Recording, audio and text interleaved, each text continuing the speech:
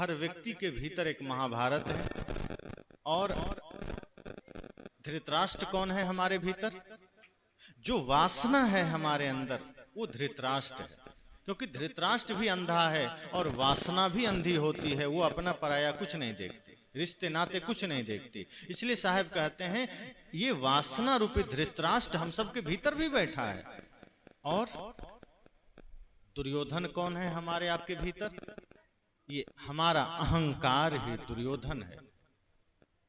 और ये शकुनी कौन है हमारे भीतर? संत कहते हैं हम सब के भीतर जो कपट है वही शकुनी है।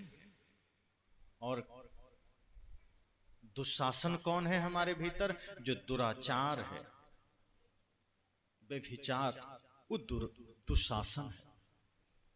तो अंधी व विकृत वासना रूपी धृतराष्ट्र, अहंकार रूपी दुर्योधन, दुराचार रूपी दुशासन, कपट रूपी शकुनी और कुंठा रूपी कर्ण।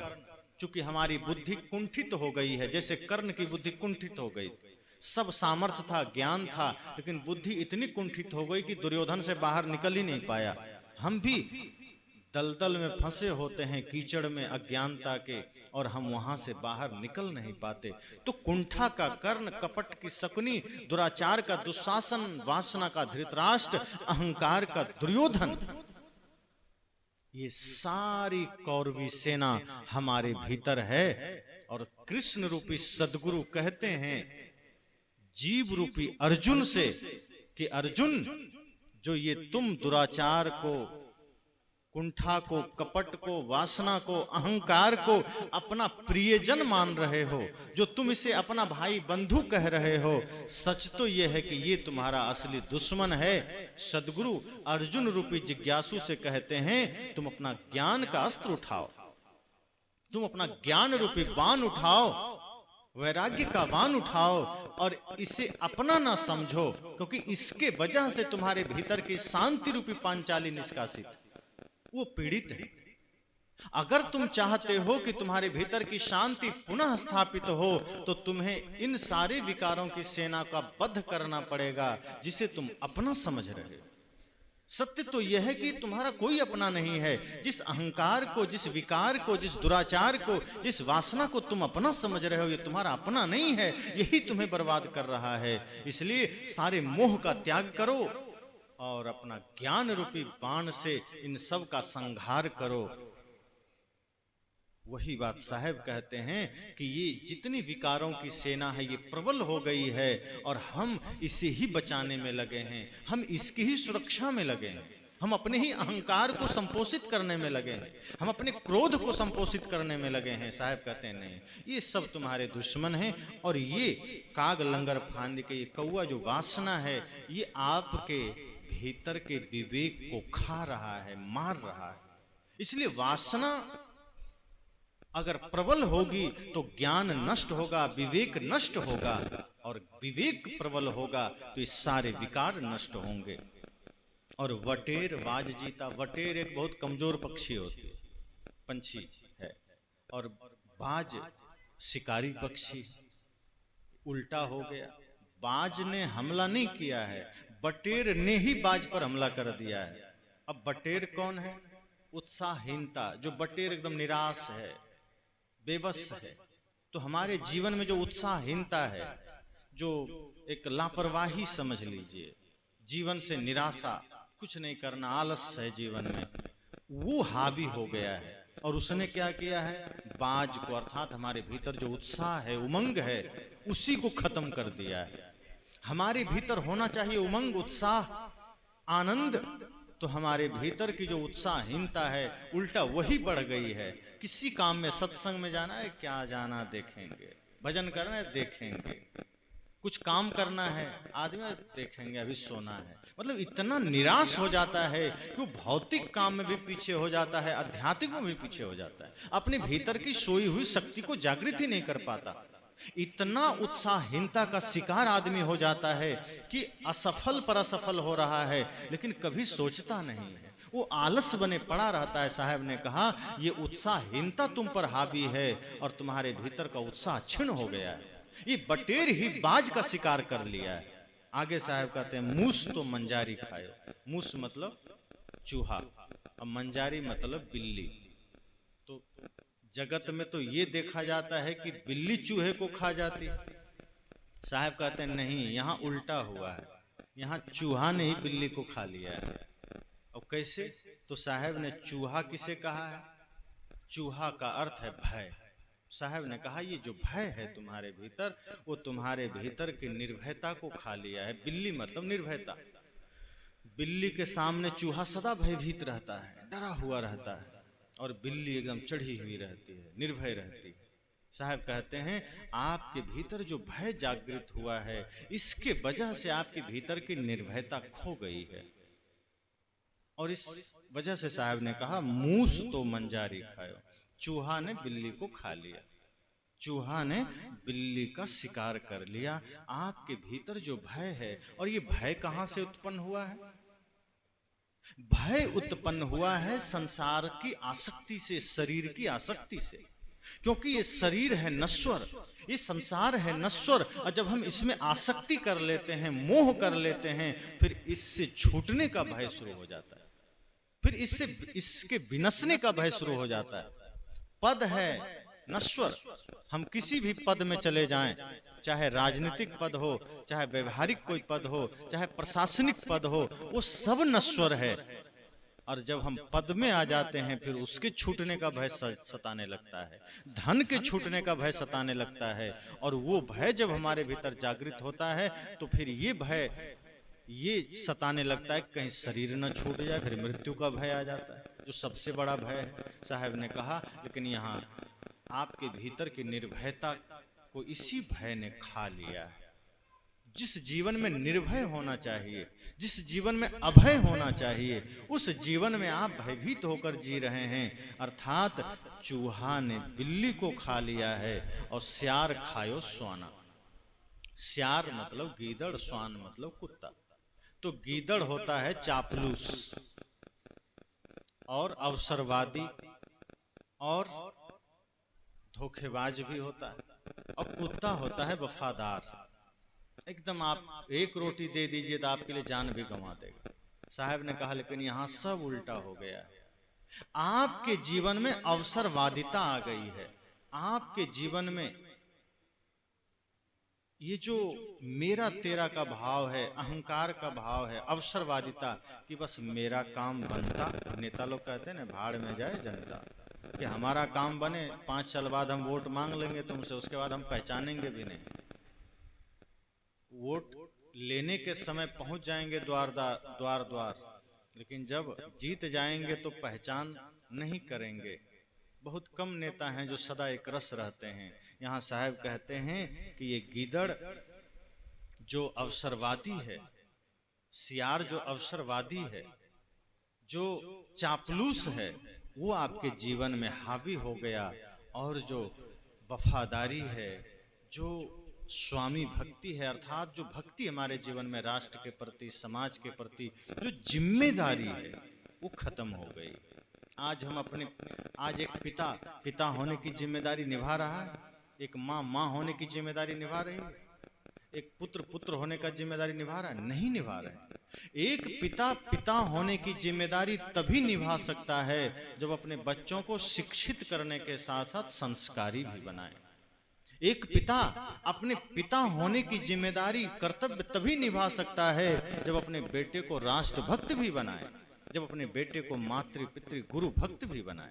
अगर आप नहीं बना रहे हैं तो आपके भीतर वो अवसरवादिता ने जन्म ले लिया है, वो जिम्मेदारी खो गई है, वो कर्तव्य परायणता खो गया है। साहब ने कहा आज इंसान के भीतर वही तो हो रहा है। आज आदमी के भीतर की जिम्मेदारी चली गई है, समाज के प्रति, परिवार के प्रति, रिश्तों के प्रति। आज हर कोई अपनी जिम्मेदारी भूल गया है, हर कोई अपने अपने जिम्मेदारी से भाग गया है। इसलिए आज इसकी बाढ़ सी आ गई है कि शिक्षा में क्रांति तो आई, लेकिन वो शिक्षा किसी काम की नहीं जो राष्ट्र के काम ना आ सके, जो संस्कारों से परे हो। वो शिक्षा जिसमें संस्कार नहीं, वो शिक्षा जिसमें देश के लिए प्यार नहीं, वो शिक्षा जिसमें माता पिता गुरु का सत्कार नहीं। संत कहते हैं वो शिक्षा फिर 2 कौड़ी की भी नहीं है। और फिर आपके बच्चे चाहे जितना अंग्रेजी सीख जाए जितना वो एमए पीएचडी कर जाएं, समझना वो किसी काम का नहीं। शिक्षा तो वही सार्थक है जो इंसान को इंसान बना दे।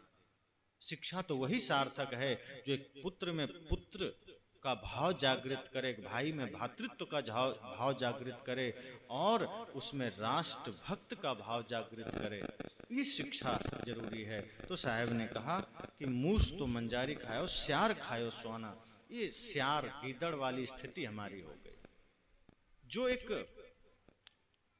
जिम्मेदारी होनी चाहिए, हम इससे भाग गए। हमारा विवेक, हमारी सोचने समझने की शक्ति सब चली गई। और इसका कारण क्या है कि हम जगत में ज्यादा ही घुल मिल गए। हमने क्षणिक चीजों को ही अपना साधन बना लिया, हमने मंजिल समझ लिया। हम ये भूल गए कि यहाँ से हमको एक दिन चल देना है। कल हमने कहा था ना कि यहाँ हम सब मेहमान हैं, अतिथि। कब जाना हो जाए कोई नहीं जानता। इस संसार, यह संसार सराय मुसाफिर 2 दिन रहने आया है। गृह संपत्ति में तू मत भूले, ये सपना की माया है। ये संसार तो सराय है, मुसाफिर खाना है। हम सब आए हैं, कब चल देना हो कोई पता है। स्टेशन में मुसाफिर खाने में आप कुछ देर विश्राम करते हैं, क्या सोच के? बस ट्रेन आएगा चल देंगे। यहाँ भी काल की गाड़ी आएगी और सवार होके चल देना होगा। ये घर ऐसे रह जाएगा, जमीन ऐसे रह जाएगी, रिश्ते ऐसे रह जाएंगे, ये शरीर भी ऐसे रह जाएगा। जो शरीर इतना खूबसूरत मालूम पड़ता है वो भी मिट्टी में चला जाए। साहब कहते हैं इसलिए अपनी जिम्मेदारी को समझिए कि हमें मृत्यु के आने से पहले अपने जीवन को सजा लेना है, व्यवस्थित कर लेना है। जीवन को सजाने का साधन यही ज्ञान है, सत्संग है, विवेक है, और यही हमारा खो गया है। तो साहब आगे कहते हैं कि इस तरह से हमारे जीवन में बहुत से समस्याएं आ गई है, जगत में घुलने के चलते, उसमें मिलने के चक्कर में। हमारा मन उसमें रचा पचा है, इसलिए सब कुछ उल्टा हो गया है। मन जो कि गुलाम होना था वो मालिक बन गया है, जीव जिसे मालिक होना था वो गुलाम बन गया है। हम जो चाहते हैं मन उस पर हावी हो गया है। हम सत्संग करना चाहते हैं, मन नाटक करना चाहता है। हम पूजा करना चाहते हैं, मन हमें दूसरे जगह लेके चला जाता है, जुआ के अड्डे पर लेके चला गया। भीतर से आवाज आती है लेकिन मन उस आवाज को दबा देता है। आप सब अनुभव कीजिएगा कई बार कि कई बार आप नहीं चाहते हैं गलत करना, लेकिन आपसे गलती हो जाती है, मन आपसे करवा लेता है, क्योंकि वो ताकतवर बन गया है और उसे शक्ति आप ही से मिल रही है। अपने आप में उसकी कोई शक्ति नहीं है। जैसे ये चंद्रमा सूर्य से प्रकाश लेके आपको दे रहा है, इसका अपना कोई प्रकाश नहीं है। इसी तरह ये मन जो हावी हुआ है, ये जीव से ही शक्ति ले रहा है, इसी से ऊर्जा ले रहा है और इसी पर प्रहार भी कर रहा है। इसलिए साहब आगे कहते हैं, आदि को उद्देश्य जाने तासु वेशवाना। आदि का उद्देश्य क्या है? आदि मतलब मूल, जड़। मूल है आत्मा। अब इसका उद्देश्य मतलब उपदेश जाने बिना तासु वेशवाना, तो फिर सिर्फ वेशभूषा रह गया है, बाना बाहर से हो गया है, भीतर वो मूल उद्देश्य नहीं, भीतर वो मूल ज्ञान नहीं है।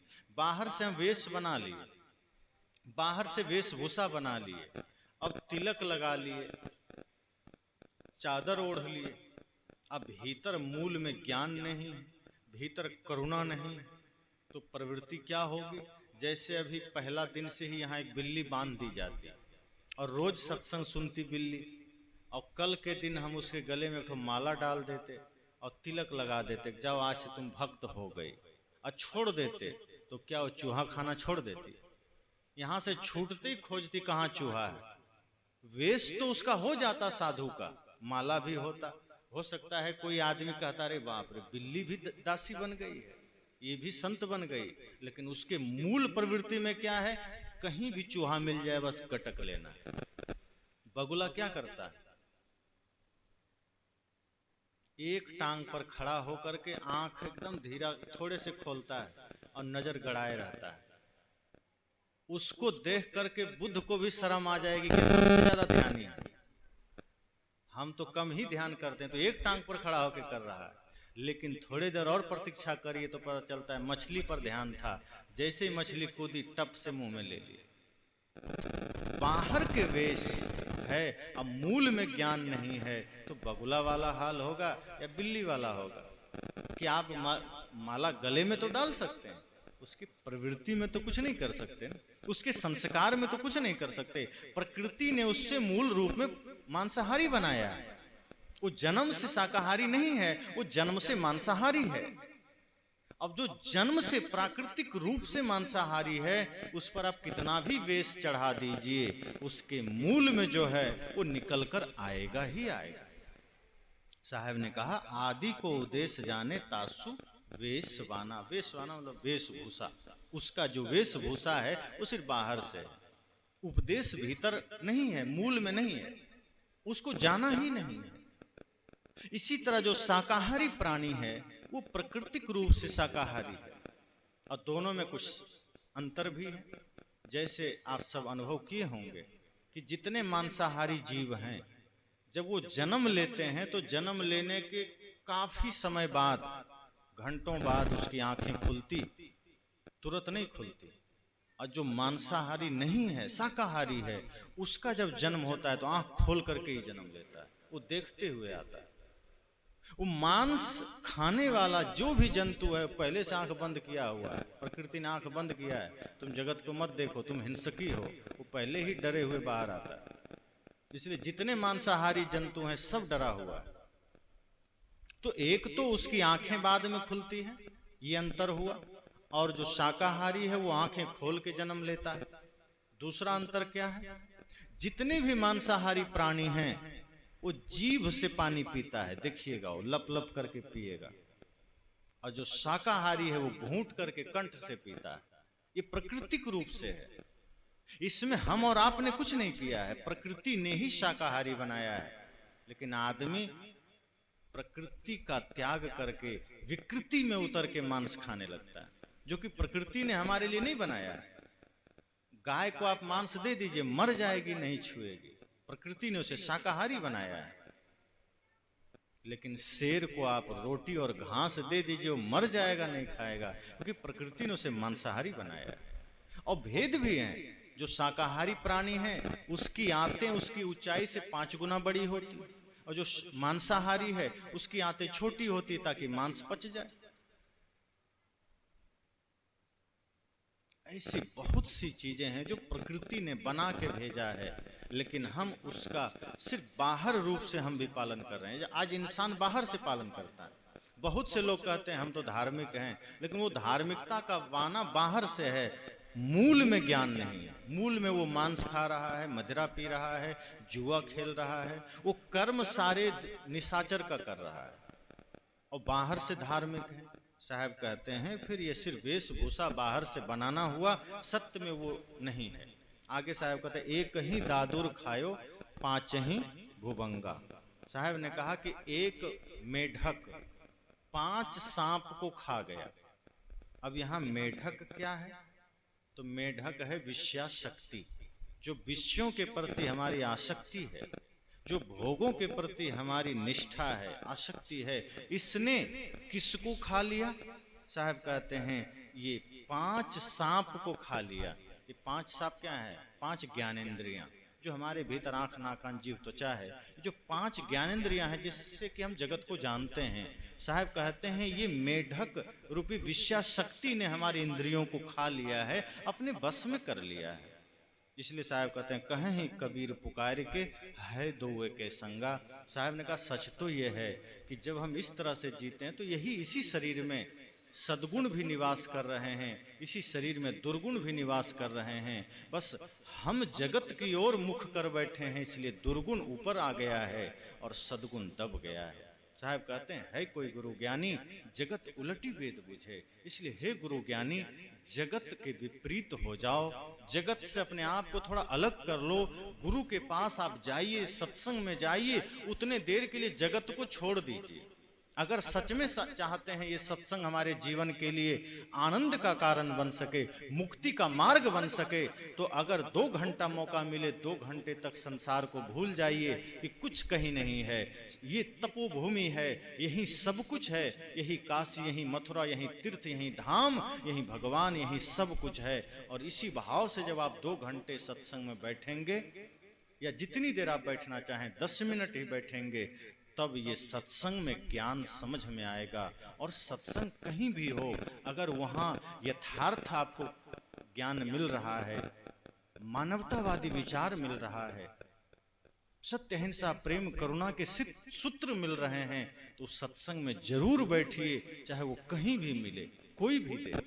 और वहां जब आप इस भाव से बैठेंगे, संसार को छोड़कर बैठेंगे, माया को छोड़कर बैठेंगे, तब साहब कहते हैं फिर वेद समझ में आ जाएगा, ज्ञान समझ में आ जाएगा।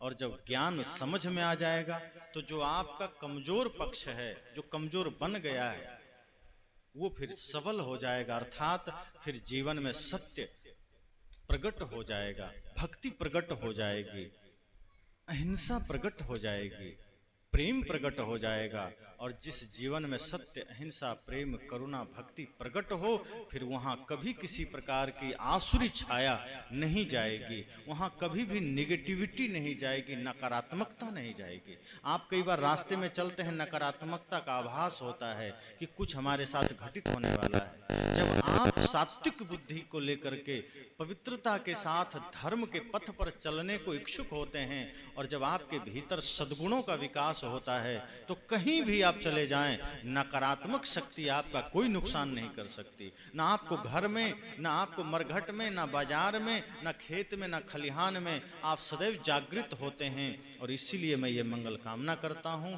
कि जगत से थोड़ा उलट करके ज्ञान को समझिए, संसार को छोड़ करके कुछ समय के लिए सत्य को समझिए, और अपने भीतर सदैव सकारात्मक शक्ति को संचय कीजिए। और ये सकारात्मक शक्ति प्रेम से आएगी, ये सकारात्मक शक्ति सत्य, अहिंसा, धर्म, भक्ति से आएगी।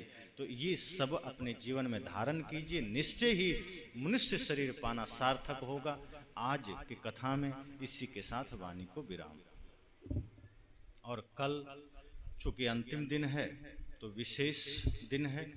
कल की जो चर्चा होगी वो सदगुरु कबीर के उस वाणी पर होगी जिसमें लोग ये समझते हैं, कहते हैं कि कबीर तो दूर चले गए, राम तो दूर चले गए, कृष्ण दूर चले गए, बुद्ध दूर चले गए, कहाँ चले गए, कब मिलेंगे, उसी पर चर्चा होगी और उसी से संबंधित विचार रखे जाएंगे। क्योंकि अंतिम है और अंत बहुत महत्वपूर्ण हो।